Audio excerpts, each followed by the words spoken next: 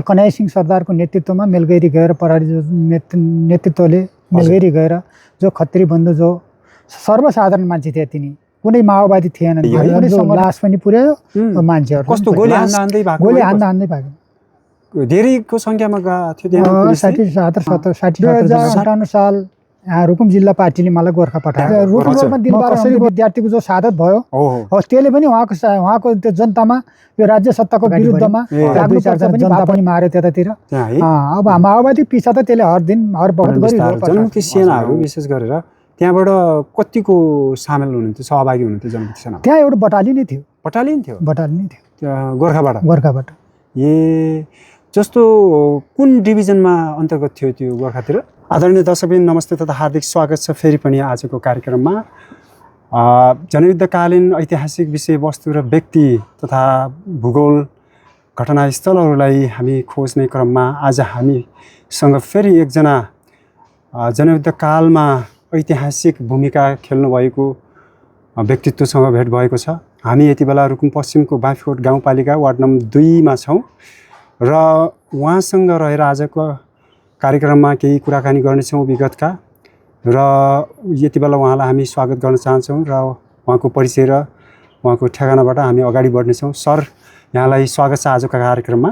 धन्यवाद सर। हजुर, आराम हुनुहुन्छ सर? एकदम निकै। यो पछिल्लो समयमा जीवन कस्तो बिताइराख्नु भएको छ? पछिल्लो दुःख कष्ट सुख गर्दै जिन्दगी जीवन काटिरहेको छौँ। हजुर, हाम्रो दर्शकबिनहरूलाई यहाँको परिचय र ठेगाना दिएर हामी अगाडि बढ्दैछौँ। हजुर, मेरो रुकुम पश्चिम बाँफीकोट गाउँपालिका वार्ड नम्बर 2, मेरो नाम जोगबहादुर केसी, पार्टीको नाम जेबी भनेर चिन्छन् सबैले। जेबी भनेर। हजुर। अब यहाँ चाहिँ विशेष गरेर जनयुद्धकालमा 2052 सालदेखि नै भूमिगत रूपमा रहेर काम गर्नुभयो नि त? म 2047-48 सालबाट विद्यार्थी सङ्गठन हुँदै पहिलेदेखि कम्युनिस्ट विचार पहिले कम्युनिस्ट 47-48 हुँदै विद्यार्थी सङ्गठनमा काम गर्दै हजुर र 2051 सालमा मैले जनवादी बिहा गरेँ। कसैले पनि गरेका थिएन त्यतिखेर जनवादी बिहा। मैले 2051 सालमा 2051 साल विद्यार्थी सङ्गठन कालमै पार्टीले मलाई जनवादी बिहा गरिदियो। त्यो स्वरूपमा 2052 सालमा म खलङ्गा एउटा लेखापरी काम गर्थेँ। मैले लेखापरी काम गर्थेँ, सर कानुनी लेखापरी काम गर्दै थिएँ र क्याम्पसमा पनि पढ्दै थिएँ। हजुर। र त्यतिखेर मेरा बहस गर्ने विवेक भन्ने अहिले जो शहादत हुनुभयो, मेरो जेठान हुनुहुन्थ्यो उहाँ। हजुर। कविराम केसी वकिल हुनुहुन्थ्यो। हजुर। र उहाँसित म परिचय काम गर्दै र पार्टीको सङ्गठनमा काम गर्ने, विद्यार्थी कालमा पनि काम गर्ने गर्थेँ। उहाँ र हाम्रो वर्गीय मायाले गर्दा मैले उहाँको बहिनीसित एउटा जनवादी बिहा गर्ने 51 सालमै गरेँ। कस्तो त्यति बेला पार्टी कम्युनिस्ट विचारधारा एकदमै सक्रिय थियो 51 सालतिर? विद्यार्थी सङ्गठन राम्रो थियो, सक्रिय थियो। त्यतिखेर हामीलाई आस्था विश्वास एकदम बलियो थियो। हामी युवाहरू एकबद्ध थियौँ। त्यतिखेर फटाहरूले हामीलाई राम्रो मान्दैन्थे, यो के बाटोमा लाग्यो भनेर त्यति राम्रो मान्दैन्थे। विरोध निकै आउँथ्यो विरोध निकै आउँथ्यो कम्युनिस्ट विचारधारा बोक्ने मानिस जनताप्रति विरोधै थियो त्यो विरोध थियो है। त्यस कारणले गर्दाखेरि 52 सालदेखि नै यहाँ चाहिँ अब घर छोड्नुपर्ने बाध्यता भयो। 2052 साल फागुन 14 गते मेलगैरी घटना भयो। जो मेलगैरी 6 जना खत्री बन्धु जो घटना भयो। 6 जना खत्री बन्धु जो नजिकै छ यहाँ? नजिक मेरो घर हो त्यो। हजुरको घरमा? मेरो घर हो त्यो। हजुरको घरमा मेलगैरीमा त्यसरी घटना घट्यो? त्यो मेरो घर स्वयं मेरै घर थियो। हामी गाई भैँसी पाल्ने त्यहाँ गोठालाहरू बसिरहेको थियौँ। हामी संयुक्त रूपमा बसिरहेको थियौँ। हजुर पनि हुनुहुन्थ्यो? म त्यहीँ थिएँ। मेलगैरी घटनामा हत्याकाण्डमा म मेरै घरमा थिएँ। म त्यहाँ भाग्ने सफल भएको हुँ। त्यो मेरो परिचय त्यसै दिन चाहन्छु म तपाईँहरूलाई। हजुर। भन्नुहोस् न यसको मेलगैरीको घटना अब पार्टीले जनयुद्ध सुरु फागुन 1 गते गर्यो। त्यतिखेर नरजित बस्नेतको जो घाइते बनाइयो, हात काट्यो पार्टीले र कन्हैया सिंह सरदारको नेतृत्वमा मेलगैरी गएर प्रहरी नेतृत्वले मेलगैरी गएर जो खत्री बन्धु जो सर्वसाधारण मान्छे थिए तिनी, कुनै माओवादी थिएनन्, तिनी कुनै सङ्गठनको आस्था विश्वासका मान्छे थिएनन्। उहाँहरूलाई केही पनि थाहा थिएन। उहाँलाई हत्या गर्यो र त्यही हत्या गर्ने क्रममा हामी भाग्ने सफल भयौँ र मेरो पछि लाग्दै प्रहरीहरू गए, हान्दै गएर साथीहरू भाग्ने सफल हुनुभयो। त्यही घटनामा जो मेरो बुवा सेतु जैसीलाई गिरफ्तार गर्यो, जो मेरो आमा शशीले जैसीलाई गिरफ्तार गर्यो, जो मेरो यहाँ श्रीमती देउसारा केसीलाई पनि साथमा लियो र मेरो भाइ बुहारी तुली जैसी भन्छन् त्यहाँ खली खत्रीहरू र 4-5 जना सुरेन्द्र खत्री समेतलाई प्रहरीले गिरफ्तार गरी सदरमुकाम पुर्यायो। यहाँबाट सदरमुकाम पुलिसकोट खलङ्गा पुर्यायो। जो लास पनि पुर्यायो, मान्छेहरूलाई पनि पुर्यायो। लास किन लग्यो होला त्यहाँ? अब उनीहरूको सरकारको राज्य सत्ताको के निर्णय हो कसरी हो त्यो हामी त्यति जान्न चाहन्छौँ। ए त्यसो भए यहाँहरूलाई त्यो लास हात लागेन? लागेन, त्यही उतै फाल्यो, उसले लग्यो, उतै फाल्यो, बरामद गरेर लग्यो। लग्यो। ए तर तपाईँ चाहिँ त्यहाँबाट उम्कन सफल हुनु कस्तो गोली हान्दा हान्दै भएको? गोली हान्दै भाग्यो। धेरैको सङ्ख्यामा गएको थियो त्यहाँ? 60-70 जना। 60-70 जना पुलिस प्रशासन। तपाईँहरू के कसरी बसिराख्नु भएको थियो त्यो घटना? त्यो हामी सर्वसाधारण गोटाभित्र बिहानीपल्ट अलिक पानी परिरहेको थियो, हामी घरभित्र बसिरहेको थियौँ। हजुर। हामी भैँसी बान्नीमा बाहिर भैँसी बान्नी जो सोधले आएको थियो त्यतिर परहरीले घेरेको रहेछ।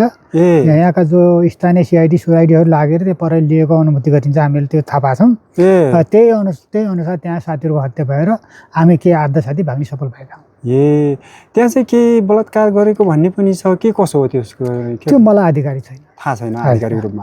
हजुर हजुर हुन्छ। अनि त्यस पछाडि यहाँ चाहिँ लाग्नुभयो पार्टीमा निरन्तर रूपमा? म त्यसपछि 2052 सालदेखि भूमिगत भएँ, म निरन्तर पार्टीमा जोडिएँ। ए अनि पार्टीमा रहँदाखेरि यहाँले कस्तो प्रकारको जिम्मेवारीहरू? म पार्टीमा रहँदाखेरि पार्टीले दिएको निर्णय, जो पार्टीले दिएको कामकाज हुन्छ, जो पार्टीले खटाएको ठाउँमा एकपल्ट तपाईँ खटेँ। हजुर हजुर। पहिला यही रुकुम जिल्लाको पोस्टमा खटेँ, त्यस पछाडि एरिया भन्छन् त्यो पाङ्गातिर खटेँ, पोखरातिर खटेँ, रुकुमकोट खटेँ, खोपीचारतिर खटेँ, यता बाँफीकोटको कोटतिर खटेँ। जिल्लामा बसेँ म 4-5 वर्ष बसेँ, म काम गरेँ रुकुम जिल्लामै काम गरेँ म त्यतिखेर। त्यति बेला कस्तो प्रकारको कामहरू जिम्मेवारीहरू यहाँले वहन गर्नु? म एरिया कमिटी हुँदै अब गाउँ कमिटी हुँदै एरिया कमिटीसम्मको जिम्मेवारी मैले लिएँ त्यतिखेर। पार्टी सङ्गठन विस्तार गर्ने, ठाउँ ठाउँमा पार्टी कमिटी गठन गर्ने, जनतालाई जाग्नुपर्छ उठ्नुपर्छ भन्ने भावनाका साथ महाशहीदको सपना साकार पार्नुपर्छ, अन्य अत्याचारको विरुद्धमा लड्नुपर्छ भन्ने यही साथका साथ म पार्टीमा हिँडेको। हजुर। यहाँलाई पछि खोजी गरिराख्यो होला? परले पिछा गरिरह जहिलेको पनि पिछा गरेर मलाई घर आउने त्यति वातावरण भयो। त्यस कारणले गर्दा पनि निरन्तर लाग्यो।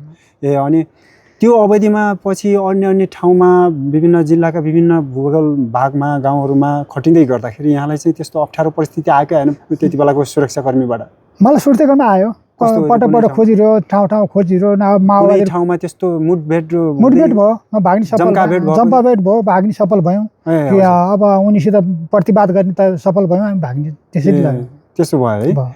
अनि त्यस पछाडि यहाँको पछिल्लो अवस्था कस्तो रह्यो जनयुद्ध कालको? जनयुद्ध कालको पछिल्लोको अवस्था अब यो वातावरण अनि त्यतिखेर त्यति वातावरण थियो। मार्क्सवाद लेनिनवाद माओवाद जो हामी जो विचारधारा बोकेका थियौँ, सर्वहारा वर्गको जो विचारधारा बोकेका थियौँ, 2046 सालको हाम्रो सङ्गठनले हामीलाई 52 सालमा ऊर्जा दियो होइन। 2052 सालको सङ्गठनले जो हाम्रो एकत्वबद्ध थियौँ, हामी 63सम्म एकत्वबद्ध भएर आयौँ, सफल भयौँ।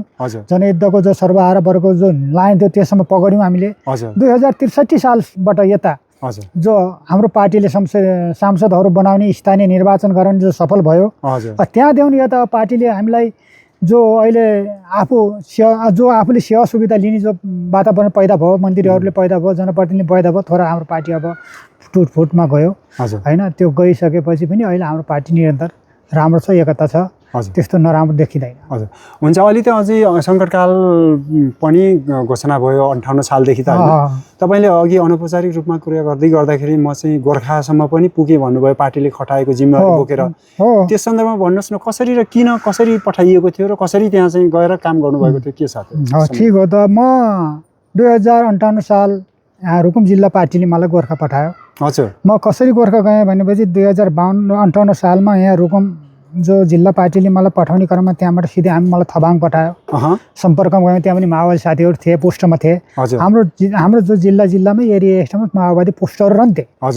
जो राज्यको विरुद्धमा सैनिकले भेटाउने वातावरण हुँदैन थियो र हाम्रो पार्टीले सम्पर्कमा लगेर मलाई गोर्खा पुर्याउने सफल हुनुभयो। जस्तै त्यहाँ थबाङबाट प्युठान गयौँ, प्युठानबाट गुल्मी भएर पर्वत, स्याङ्जा, पाल्पा, तनहुँ अनि लमजुङ, धादिङ भएर हामी गोर्खा पुग्यौँ। अनि त्यो बाटोमा कहिलेकाहीँ अवरुद्ध हुन्थ्यो, बमहरू पट्काउँथे। अब सैसेनाले भेट्थे, त्यसलाई क्रस गरेर जाने वातावरण। कस्तो जम्काभेट आमने सामने सैजना ऊ र प्रहरी हुन्थ्यो, हामी जम्काभेट बिचमै जान्थ्यौँ। उनले पनि डर मान्ने कुरा हुन्थ्यो अरे, हामीले पनि डर मान्ने हुन्थ्यो। त्यो तपाईँहरूको बिचमा के सकेटहरू हुन्थ्यो? हाम्रो सुरक्षाको लागि सकेटहरू, बम हुन्थ्यो, ग्रेनेडहरू हुन्थे। तपाईँहरू कार्यकर्ता भए पनि तपाईँहरूलाई सामान्य सुरक्षाको लागि सिकाइएको थियो? हाम्रो आफ्नो सुरक्षाको लागि हामीले आफै तयार गर्थ्यौँ। त्यसो गर्नुहुन्थ्यो है। अनि जस्तो हो तपाईँलाई रुकुमबाट गोर्खा पुर्याइयो कति सालमा भन्नुभयो? 58 सालमा 58 सालमा। कसरी तपाईँलाई चाहिँ त्यहाँ माग भएको कसरी पार्टीले तपाईँलाई जानकारी दियो? यो पार्टीको निर्णय होला होइन, पार्टीको निर्णय होला, केही रुकुमका साथीहरू गोर्खा जानुपर्छ भन्ने निर्णय होला, गोर्खाको माग पनि होला। हजुर, त्यहाँ माग्यो होला, पश्चिम रुकुमको मान्छेको हाम्रो आवश्यकता छ, हामीलाई माग छ भनेर माग्यो होला, हामी त्यहाँ पुग्यो। त्यसरी तपाईँलाई सुनाइयो पार्टीको कमिटीले?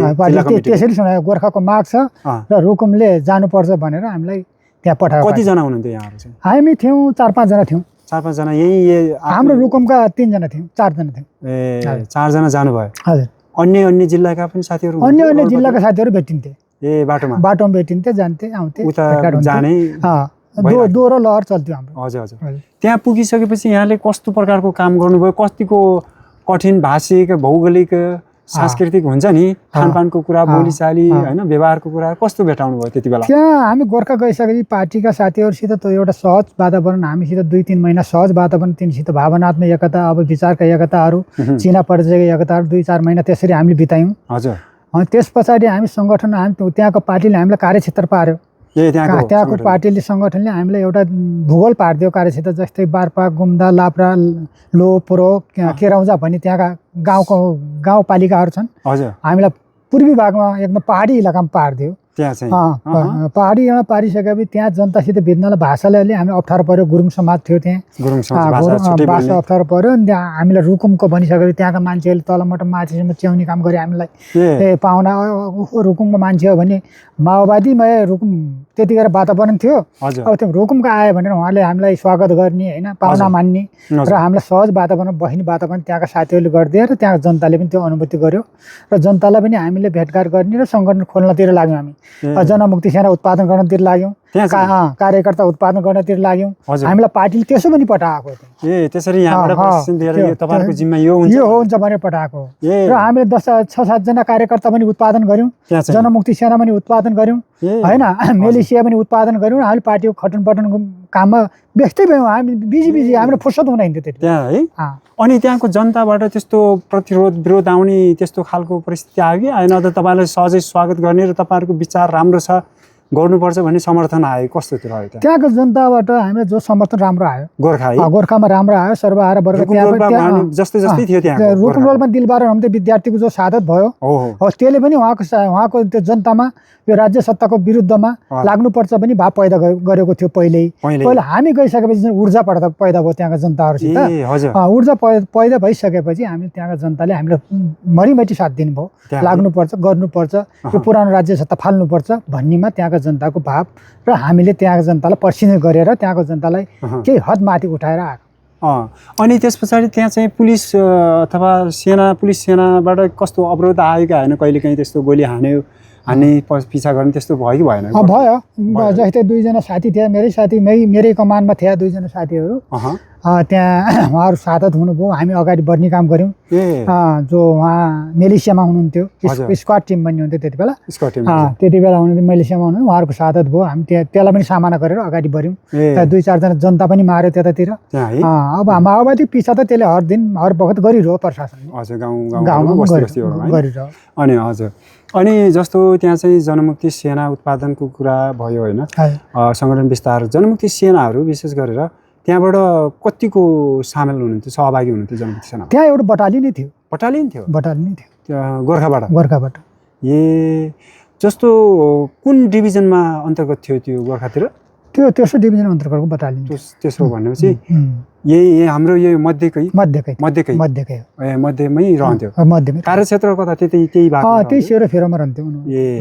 जस्तो विशेष कारबाही गर्नु पर्यो भने आउने, केन्द्रीकृत हुने, जनपरिचालन गर्ने, जनतामा जाने, त्यसो हुन्थ्यो है। अब यहाँ चाहिँ गोर्खामा काम गर्दाखेरि पार्टीले खटाइसकेपछि जिम्मेवारीहरू वहन गर्दाखेरि घरमा सूचना, घर परिवारलाई म ठिकै छु, जीवितै छु अथवा काम गरिरहेको छु, यो ठाउँमा छु भनेर कसरी सूचना खबरहरू पठाउनुहुन्थ्यो तपाईँ चाहिँ? त्यतिखेर 2 किसिमको हुन्थ्यो। हजुर, हाम्रो पार्टीको माध्यमबाट पनि हुन्थ्यो है। अब प्रशासन माध्यमबाट पनि हुन्थ्यो। हाम्रो साथीहरूको पहिला स्कुल कालमा हामी सँगै पढेका साथीहरू प्रहरी पनि हुन्थे, साइसेना पनि छन्, हामी माओवादी पनि छौँ। उनीहरूको हाम्रो भावना पनि हुन्थ्यो। व्यक्तिगत सबै रूपमा त है? व्यक्तिगत रूपमा भावना पनि हुन्थ्यो र हजुर स्वयं उनीहरूले पनि हामी तपाईँको घरमा सन्चै छ उहाँले पनि भन्थ्यो हजुर हामीले पनि तपाईँको घरमा सन्चै छौँ हामीले पनि भन्न सक्थ्यौँ त्यो ए, कोही कोही फटा राज्यको नुनपानी खाएर फटाले गोली हान्ने यताउता भने त्यो राज्य गृहमन्त्रीको आदेश अनुसार गर्ने साथीहरू हजुर धेरै भए पनि भावनात्मक साथीहरू थोरै हुन्थे थोरै थोरै भेटिन्थे है त्यो भेटिन्थे त्यति बेलाको पुलिस प्रशासन त्यस्तो सेना। भेटिन्थे ए यहाँलाई चाहिँ कसरी त्यस्तो के मसित एकजना साथी हुनुहुन्थ्यो मेरो प्रहरीको जागिरी खाने साथी हुनुहुन्थ्यो बाँफीकोटकै हुनुहुन्थ्यो सुगिलाल यही रुकुम पश्चिमकै सुगिलाल कामीका छोरा खुरखुरिया हुन्थ्यो चिन्थ्यौँ हामी साथै पढ्थ्यौँ ए उहाँले मेरो काम गर्नुहुन्थ्यो राम्रो उहाँले मलाई सहयोग पनि गर्नुहुन्थ्यो कसरी उहाँसँग कसरी गोर्खामा कसरी भेट भयो हाम्रो फोन मार्यो त्यहाँ ल्याङलाइन भन्ने हुन्थ्यो त्यतिखेर फोन उहाँको नम्बर थियो तपाईँसँग त्यो हुन्थ्यो कार्यालयमा हुन्थ्यो नम्बर ए त्यसरी हाम्रो सम्पर्क हुन्थ्यो उहाँले त्यो पार्टीमा त काम गर्ने होइन उहाँले पार्टीमा प्रहरीको सरकारको जागिरी खाने हो उहाँले अँ उहाँले तपाईँले यस्तो यस्तो गर्छ भन्न हामीले मिल्ने कुरा भएन हजुर हजुर होइन मेरो व्यक्तिगत काम गर्नुहुन्थ्यो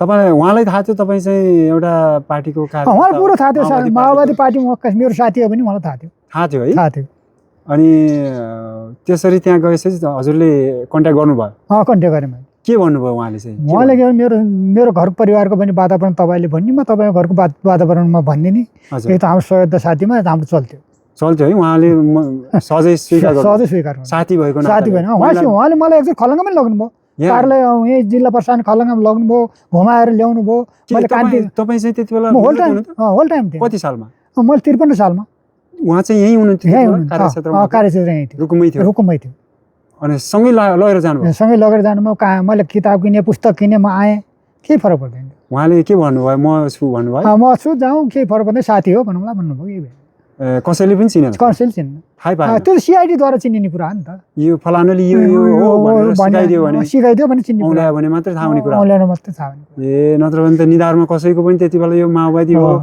त्यति बेलाको राज्यले लगाएको एउटा ट्याग बिल्ला भनेको आतङ्ककारी भनेर भनिन्थ्यो त्यो त कसैले लेख्या हुँदैन त्यो त कसैले केही रिसबिरको कारणले गर्दाखेरि औँल्याइदियो भने सिकाइदियो भने मात्रै हुने हो घटना त्यही हो घटना ए त्यसरी उहाँले तपाईँलाई त्यसरी सहयोग गर्नुभयो अहिले उहाँ हुनुहुन्न होला अहिले उहाँ कहाँ मर्नुभयो उहाँले सरकारको वीरगति प्राप्त गर्नुभयो होइन त्यसरी तपाईँले सूचना प्रदान गर्नुभयो प्रहरी सेवक मार्फत आफ्नो साथीद्वारा यहाँ घरमा ए उहाँले फोन गरेर कस्तो उहाँले मौखिक गर्नुभयो पछि घरमा मौखिक गर्नुभयो उहाँ आएको बेलामा उहाँलाई तपाईँहरूले त्यस्तो यो ठिक छ मान्छे भन्नुहुन्थ्यो प्रहरीमा भए तापनि प्रहरीमा ठिक छ हाम्रो काम गरिरहेको छ राम्रो इमान्दार हुनुहुन्छ सिपाही गर्नुहुन्न केही सिपाही हुनु ठिकै हो सिपाहीको के दोष छ हजुर घरसम्म आउनलाई केही थिएन रोक्छ केही छैन यहाँको पार्टी सङ्गठनहरू ए त्यस्तो थियो है भनेपछि त्यहाँ पनि राम्रै लहर रहेछ है राम्रै गोर्खामा राम्रै छ गोर्खा लमजुङ अन्य स्याङ्जा यी जिल्लाहरूको तुलनामा कस्तो अलि कुन ठाउँमा बढी राम्रो यो अरू तुलनामा गोर्खा विशेष है पहिला अब शहीदको त्यो प्रभावले गर्दा अन्य अत्याचारले गर्दा हजुर हजुर त्यहाँ अलिक दमन पनि नेताहरू पनि ठुल्ठुला नेता पनि परे बाबुराम पनि त्यहीँका नेता परे हिजराज पाण्डे पनि त्यहीँका नेता परे वासुदेव पनि एउटा शहीद भए कमान्डर त्यहाँका वासुदेव पनि एउटा सेना तिनको नेताले गर्दा पनि गोर्खा हाइटमै छ अनि त्यसरी तपाईँ चाहिँ कति सालसम्म त्यहाँ रहनुभयो त्यहाँ म 64को यही संसदीय चुनावमा आएँ 64 त्यही बस्नुभयो बिचमा म आउने जाने गरेँ राख्नुहुन्थ्यो आउने जाने त्यो त 2 वर्ष 1.5 वर्ष कहिले 3 वर्ष पनि आउँथेँ त्यस्तो हुन्थ्यो अब त्यो 62-63मा त शान्त भइहाल्यो 64सम्म बस्नुभयो बसेँ के थियो त्यति बेला त्यति बेलामा त्यहाँको 64मा त्यहाँ मेरो सङ्गठन विस्तारको कुरा थियो पार्टीले मलाई यहाँ पठाउने वातावरण पनि भएन भने त्यहाँको स्थानीय चुनावमा अब आफ्ना कार्यकर्तालाई यहाँ माग भइसक्यो फेरि म यहाँ त पछि त अब सहज वातावरण थियो होला सहज वातावरण तपाईँलाई सबै सब चिने है अब त पुलिस प्रशासन केही पनि सुरक्षा थिएन होइन अब कसरी त्यहाँ चाहिँ रहनुहुन्थ्यो तपाईँको के थियो बस्ने रहने होइन घर परिवारलाई कसरी हेर्नुहुन्थ्यो त्यहाँ चाहिँ कस्तो सहज आफैमा स्फूर्त भएर गर्नुहुन्थ्यो या त बाध्यात्मक परिस्थिति त्यो त्यतिखेर जनयुद्धकालमा गोर्खामा के थियो जनताले माया गर्थे थियो है। अब सङ्गठन खोल्न जाने बेला अब मेरो घरमा आउनुपर्छ भन्ने, मेरो घरमा बस्नुपर्छ भन्ने, मेरो घरमा खाना खाइदिनुपर्छ भन्ने, हामी त्यत्रो लोकप्रिय सङ्गठन थियो त्यति बेला माओवादी होइन। स्पिड पनि माओवादी बाहेक अरू केही छैन भने जनतामा त्यो आह्वान थियो। अब हाम्रो हितको लागि, हाम्रो अन्यायको लागि माओवादी नै हो भन्ने त्यहाँको जनताले त्यो बुझेको थियो त्यति बेला है। अनि त्यहाँ भोट पनि राम्रै दियो, भोट पनि राम्रै दियो है, भोट पनि राम्रै एकतर्फी दियो पूर्वले। हजुर त्यसरी भयो। पछि चाहिँ अब फेरि 64 पछाडि यहाँ घर रुकुममा फर्किनु भयो। 64 रुकुममा आएर घरमै बस्नु भयो? नै लागे पार्टीमै रहनु भयो। जस्तै 64 पछाडिमा रुकुममा आएर यो संसदीय चुनावको प्रचारमा गएँ। निरन्तर लागेँ। निरन्तर लाग्ने क्रममा पोखरा यही पिपल कार्यक्षेत्र लिएर म पोखरा कार्यक्रममा गइरहेको थिएँ। मेरो यो घर छानाले छोया गर्थ्यो। अब प्रतिपक्षले मेरो घर त्यतिखेर आगो लगाइदियो 64मा। फेरि 64मा आयो भने आगो लगाउने काम गरे होइन। त्यो पनि सामना गऱ्यौँ हामीले। ठिक छ, अब उनीहरूको छोटो सङ्कीर्ण सोचाइ छ। उनीसित अब 64मा लगाए नलगायो 64मा आएर लगायो। मेरो घर क्षतिविच्छेद भयो, पार्टीको काम डकुमेन्ट नम्बर जलाइयो, त्यो काम भयो। भनेपछि सङ्घर्ष चाहिँ सधैँ सङ्घर्ष सधैँ रह्यो मेरो। 64 सालमा सङ्घर्ष रह्यो। हजुर। अनि अब त्यसरी गर्दाखेरि घर परिवार कसरी चलाउनुहुन्थ्यो यहाँले चाहिँ? अब घर परिवार यहाँ दुःख कष्ट छ नै। मेरो श्रीमती 3टा बालबच्चाहरू थिए, एउटा छोरा 2टी छोरी छिन्। यिनीहरूलाई दुःख कष्ट गर्दै सानो सरकारी स्कुलमा सामान्य अब पुँजीपति वर्गका छोराछोरी जस्तो पढाइ लेखाइ त हाम्रो भएन होइन। कापी कलम पनि त्यति पुगेन होला, लत्ता कपडा पनि पुगेन होला। छोटो मोटो अब ज्यान त्यान चलेको थियो है। त्यसरी चल्यो। अनि अब अहिले त आएर अब पार्टी, अब नेपाल कम्युनिस्ट पार्टी भइसक्यो र केही रुकुमको घटनाक्रमहरू अब टुटफुट हुने काम भइराखेको छ होइन। यस सन्दर्भमा के छ अब नेता होइन हाम्रो जनार्दन शर्माजी अब तपाईँहरूसँगै हुनुहुन्न पक्कै पनि होइन। अहिले उहाँ अलग्गै छुट्टै सक्नुभयो, छुट्टै गइसक्नुभयो। के छ उहाँप्रति यहाँको विचार धारणा? प्रभाकर जनार्दन शर्मा प्रभाकर हाम्रा नेता हुनु नि होइन। उनले हामी नेता मानेका थियौँ, नेतै नै हुन्, अहिले पनि मान्छौँ। अनि नेता हुन् किनभने उहाँलाई पार्टीले 64 पटक मन्त्री दियो, अर्थमन्त्री दियो, गृहमन्त्री दियो होइन, ऊर्जा मन्त्री दियो। पार्टीले उहाँलाई धेरै राम्रो मन्त्री दियो र उहाँलाई पार्टीले नै प्रभाकर बनायो। उहाँ आफै प्रभाकर हुनुभयो होइन है? पार्टीले बनाएको प्रभाकर। अब उहाँ चाहिँ प्रभाकर रहनुभयो कि भएन? उहाँ प्रभाकर अब रहनु भएन।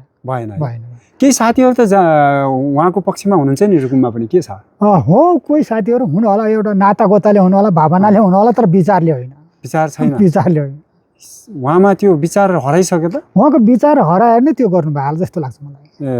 के छ यहाँ? उहाँले शहीद परिवार भुल्नुभयो, घाइते साथी भुल्नुभयो, कार्यकर्ता भुल्नुभयो, यत्रो रुकुम भुल्नुभयो, उहाँले गरेको लगानी भुल्नुभयो। अनि हामीलाई पनि अहिले प्रभाकर जस्ता हुनुहुन्न, प्रभाकर छोड्नुभयो जस्तो लाग्छ। हजुर। भनेपछि अझै पनि यदि प्रभाकर जो हाम्रो नेता हुनुहुन्थ्यो उहाँ फर्किनु भयो भने साथ दिन्छ जनताले? दिन्छ। तपाईहरु नेता हुन् त, हामी दिन्छौँ नि। हजुर, हुन त हाम्रा नेता हुन्। तपाईहरु आदेश मान्न तयार हुनुहुन्छ? मान्छौँ हामी। यदि फर्किनु पर्छ है हाम्रो भनाइ थियो। हजुर। हुन्छ, धेरै धेरै धन्यवाद यहाँका ऐतिहासिक ती अनुभवहरू र यहाँका विभिन्न घटना परिघटनाहरू पनि यहाँले बताउनु भयो र साथसाथै वर्तमान समयको केही राजनीतिक घटनाक्रमलाई पनि यहाँले हाम्रो बिचमा बाँड्नुभयो, सेयर गर्नुभयो। त्यसको लागि धेरै धेरै धन्यवाद। हजुर, नमस्कार। हस्, नमस्कार।